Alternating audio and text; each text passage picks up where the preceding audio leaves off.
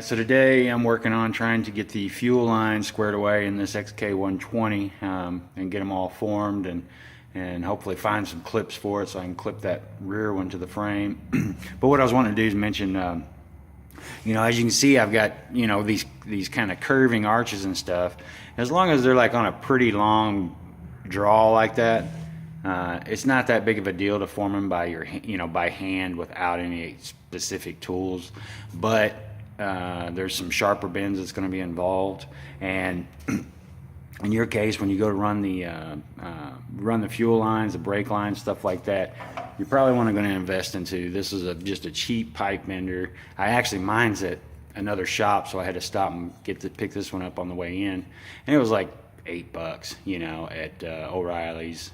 And you can get them, I'm sure you can get them even cheaper online, but they're indispensable as far as, because like I said, these bends, this one actually needs to be a little sharper, quite a bit sharper. And then once it comes out the other side on the front one, it's actually got a pretty sharp bend that goes that way. So especially working with these copper lines, these things will collapse. They don't give you much warning, so if you're trying to shape them by hand, the next thing you know, I actually had one little spot here. It'll be fine, and I can just barely feel it, but it just, I don't know, it gave me it worried me a little bit for a second there, but anyway, so that's really all this video is about, is just make sure when you go to do your brake lines and your fuel lines and any tubes that you have like this, even if you buy a kit, you're still going to more than likely need to shape it. Now, a lot of times fuel lines will come in a kit that's already preformed, but by the time you pay for the shipping of those huge boxes and stuff, it may be better just to shape it yourself. But again, this is just a basic. This was marked as a large. They got some fancier kits as far as having a lever on them and having 3 or 4 different channel sizes to accommodate different types of tubing. But the one thing I do like about this is that once I'm underneath there working on the rear end, trying to get the fuel lines to pass over the rear end into the fuel tank, I can actually kind of work, you can work in tighter spots with this. You can kind of keep rolling with what you got going versus having to pull the whole thing out and take it to your bender and come back in and see how it fits.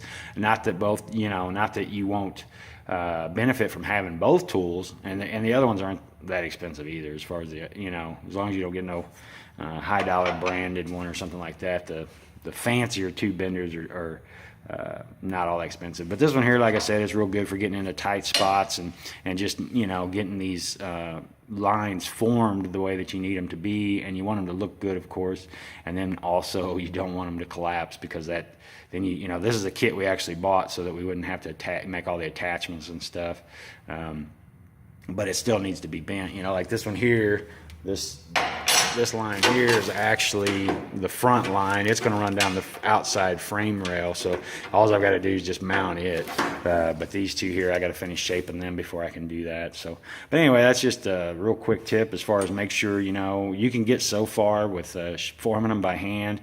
And there's some old school tricks. We was talking about it this morning, like filling them with sand and stuff like that. But generally just $7 or $8, and I mean, like I said, you can get them cheaper online, but $8 for a tubing bender, and you're gonna be way ahead of the game. And they're super simple to use, and it's gonna make the process of getting these lines to look good and get them the way that you want a lot easier than trying to form them just with your hands. So anyway, if you got any questions about this, be sure to post it below.